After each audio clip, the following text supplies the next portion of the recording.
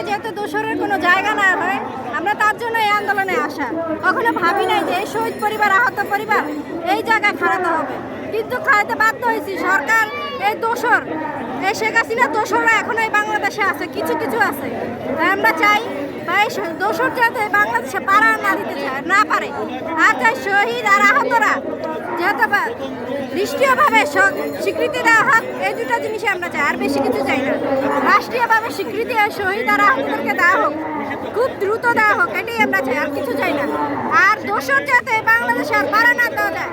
আর বাংলাদেশে যত যে দোসররা আছে, এই দোসরদেরকে ধরে ধরে যাতে শাস্তি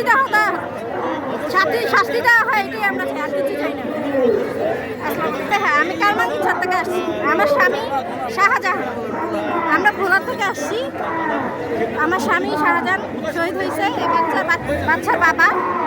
তা আমরা ভোলা থেকে এখানে আমাদের আসা দোসর। হ্যাঁ, আমার স্বামী শহীদ হয়েছে।